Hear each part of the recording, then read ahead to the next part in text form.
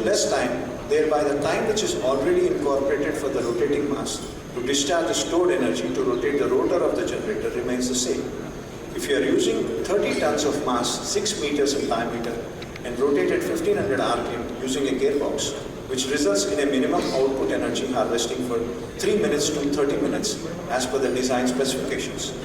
If the input time for the generation of the pulse, that is 0.5 seconds, and the motor consumption for 1 hour can be calculated in terms of pulse. Power is equal to energy by time.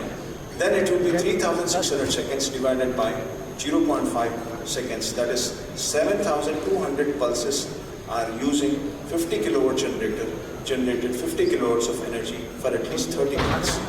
After a single pulse of 0.5 seconds using 6 meters in diameter, having its weight, that is 30 tons in weight, rotating at 1500 rpm, then the net output of energy generated in 7200 pulses into 50 kilowatt of energy, which is equal to 316 megawatt. From this calculation, we have proved that design specification using weight and diameter, weight into diameter and RPM are the core raw material for the generation of the electricity. So this is why we claim the system is energy multiplication, IPR. The design specifications are directly proportional to the diameter, weight and RPM of the system. This gamma flywheel-based energy generation system has several advantages over traditional energy generation systems. Firstly, it is highly efficient, as mentioned earlier. Secondly, it is sustainable and it does not rely on fossil fuels, making it an excellent alternative to traditional energy generation systems. Thirdly, it is reliable and it can operate continuously without interruptions, making it ideal for industrial application or for any sector as of till today. The potential applications of this technology are vast and it can be used to power a wide range of industrial processes such as steel manufacturing, where a reliable and sustainable energy sources is crucial. This technology represents a significant step forward in the field of green energy, and I believe it has the potential to transform the energy sector and contribute to a more sustainable future. The transition to green steel manufacturing is crucial for achieving sustainable development goals and reducing carbon emission. The flywheel-based energy generation system has the potential to help steel manufacturers transition to green steel manufacturing by providing them a reliable, sustainable, uninterrupted and efficient energy source and at a cheaper price. Today, energy, what we are purchasing is minimum to minimum, say 6 or 8 rupees or 10 rupees. So by using flywheel, it can come down to 1 rupee or 150 or 2 rupees. That is the advantage of using this technology. So 2 rupees is a very minimal cost, or if you compare with any other system as of till today. Currently, all steel manufacturers rely on traditional energy sources such as coal and gas, which are not only harmful to the environment, but also vulnerable to price fluctuations. The flywheel-based energy generation systems offers an alternative to these traditional energy sources, as it relies on renewable energy and does not produce greenhouse gas emissions. By implementing this technology, steel manufacturers can reduce their carbon footprint and improve their environmental performance. This technology can also help to reduce energy cost and increase energy efficiency, which can lead to significant cost saving in the long run. Currently, steel manufacturing is one of the most energy-intensive industry in the world. It consumes a significant amount of coal and electricity per ton of steel produced. In fact, for every ton of steel produced, approximately 1.8 ton of coal or 850 kilowatt of grey energy are used.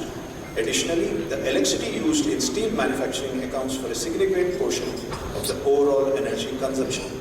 The traditional source of energy used in steel manufacturing, such as coal and gas, are not sustainable in the long run.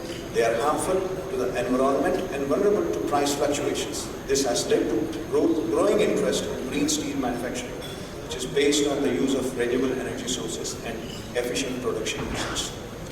As of till today, when we are talking about energy and energy applications, if we are using solar, there was a very interesting discussion with Government of Maharashtra when I went there for the hydrogen production discussion. They have asked me how much energy will Kamak Air flywheel produce and how much hydrogen we can convert from that energy, because hydrogen is a secondary energy product. So they have given me an opportunity to discuss and to finalize one issue in Maharashtra. They asked me to give a comparison with flywheel technology and other renewable based technologies like solar and wind. So I said, in Kamak Air flywheel, we generate 24 megawatts in a day, whereas solar cannot do this, and it can generate only 4,000 units and in 12 hours of time. So every hour we will be generating at the most 300 units. So in Kamak Air flywheel, it will generate 1,000 units. So this is 6 to 7 times more beneficial than solar. And in 2,000 square yards of land, we can generate nearly 10 megawatts of energy. Solar requires 5 acres of land, and wind power requires nearly 20 to 30 acres of land. So this is how we have given the answer to them. And in one day, we can generate 480 kilograms of hydrogen. And in solar, you can generate only 72 kilograms of hydrogen. In Kamak Air flywheel, the investment is initially, because there is no vendor and no supplier of energy manufacturing applications like gear manufacturing systems, generators, motors, bearings, flywheels. There are no vendors on a flywheel-based applications, because the flywheel requires a different type of gearbox, a different type of generator, a different type of motor, and we are directly taking DC generators and DC motors into consideration for the efficiency of the flywheel. So in this way, we have asked so many people in India and other countries also for the supply, but there is nobody to generate 6 meter dia and 30 ton flywheel. And India is having nearly 6,64,369 villages, or maximum say, including cities and other towns and other things, 7 to 8 lakh put together. So if we are in a position to manage Kamak Air flywheel-based technologies for all these requirements of domestic, industrial, commercial, agricultural sectors, then India requires 4 lakh megawatts. And 4 lakh megawatts today, 2,80,000 megawatts we are generating from the coal power plant, and 70 to 80,000 from the hydro sector, and 1,25,000 from solar and wind systems. So in this way, when we are talking about the plant load factor, solar is having 13 to 18% efficiency, wind is having 18 to 22 or 25% efficiency. So in this way, when we are talking about grid is having imbalance. So this is what we have discussed with some of the top management applications to stabilize the grid in the peak load efficiency areas. So when we are talking about peak load, the grid is already having energies flowing from the critical and supercritical power plants. They are the power plants, these are the power plants which are helping the gap which are finding in the areas of solar and wind, because solar will be generating only 300 units and you are having 1 megawatt line. So where will the 1 megawatt go? How you are going to sustain that 1 megawatt? In 2020, when we see the coal consumption, it is 20 million ton. And when we are seeing in 2022, it is 70 million ton. So where is the coal going? So it is going to stabilize the grid and take the role where the roles are being defined by the solar and wind, which are interrupting by itself, because that's called renewable. If you renew, then the energy is there, but if you don't renew, energy is not there. So when you are not renewing, the coal power plant and the hydro power plants are taking the, perfect job to patch up the grid efficiency systems. So in this way, when we all talk about India, as you know, India is a rapidly developing country with a growing population and economy. This has led to a surge in demand for energy applications, especially electricity, which is currently met by traditional energy sources like coal and natural gas.